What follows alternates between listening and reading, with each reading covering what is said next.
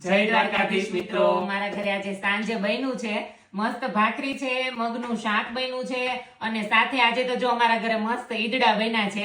અને ગુજરાતીઓની ફેવરિટ જમવા બેસે એટલે છાશ વગર તો ચાલે જ નહીં. જો મસ્ત છાશ છે, ખાટી એકદમ, અને મરચાનું અથાણું છે, અહીંયા કોબી લઈ લીધી છે સલાડમાં, અને છે સાથે પાપડ. આજે અમારા ઘરે આટલી વસ્તુ બની છે. એ બધું મેં તારા વિડીયો જોયા હતા, એમાં બહુ બધી કોમેન્ટ આવી હતી કે તું સ્ટુડન્ટ હતી ત્યારે તે કેમાં જોબ કરી, કઈ રીતે તે જોબ ગોઈતી, અને ખર્ચો જોબ દરમિયાન કેટલો આવતો તારે, અને કલાકના કેટલા આપતા, મિની જોબ મળી હતી કે પાર્ટ ટાઈમ મળી હતી કે કઈ જોબ તું કરતી હતી, બહુ બધા સવાલ હતા. જવાબ દે. હા, જો મેં પણ કોમેન્ટ રીડ કરી હતી, પણ મારા પેલા ચિરાગે કરી લીધી હતી. એટલે જો ભાઈ, એમાં એવું છે કે તમે સ્ટુડન્ટ હોય ત્યારે પહેલી વાત તો કે તમે મિની જોબ કરી શકો અને પાર્ટ ટાઈમ કરી શકો. પાર્ટ ટાઈમમાં તમને 1 મહિનાના 80 કલાક આપે છે અને મિની જોબમાં તમને 40 થી 45 કલાક આપે છે. અને આ વખતે મિની જોબનો સેલેરી 603 યુરો. હા, 603 યુરો થઈ ગઈ છે. અને પછી એ વાત છે કે ભાઈ નોર્મલ વેજીસ અત્યારે 13 થી 14 ની વચ્ચે ચાલે છે. અને હું જયારે સ્ટુડન્ટ હતી ને ત્યારે મેં એમેઝોન કરી હતી. 1 મહિનો મેં આવીને કઈ નથી કર્યું, ને પછી મને નાઇટ શિફ્ટ મળી હતી એમેઝોનમાં. અને ઈ વાત તો છે કે એમેઝોનમાં નાઇટ શિફ્ટ મળી, પણ દિવસે મારે છે ને કોલેજ હતી, એટલા માટે મારે છે ને દિવસની જોબ નહોતી કરવી, એટલે મેં નાઇટ શિફ્ટ કરી હતી. અને પ્લસ નાઇટ શિફ્ટમાં મને 25% એક્સ્ટ્રા આપતા હતા. એટલે છે ને ખાવાનો ખર્ચો મારો આવતો હતો, પણ સેલેરીમાંથી હું બધું કેવું સર્વાઈવ કરી શકતી હતી.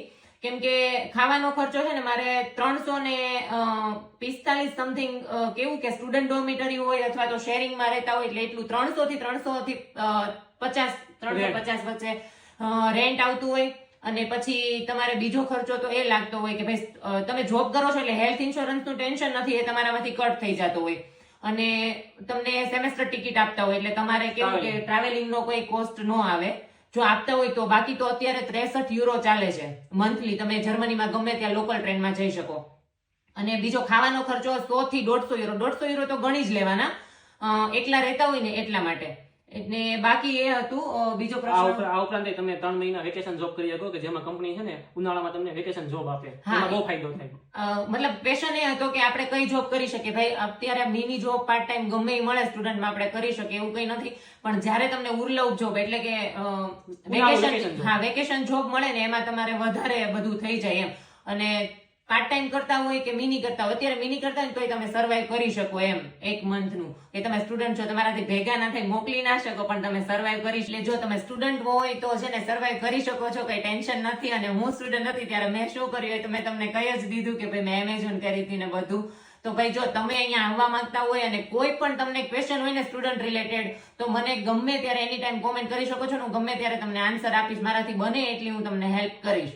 અને બાકી કે ભાઈ મેં આગળ વિડીયોમાં કીધું જ છે, ભાઈ તમે સ્ટુડન્ટમાં આવવા માટે બહુ બધા રસ્તા છે. પણ પબ્લિક છે, પબ્લિક યુનિવર્સિટી, પ્રાઇવેટ યુનિવર્સિટી, પણ તમે પહેલા છે ને પબ્લિક યુનિવર્સિટીને મહત્વ આપજો.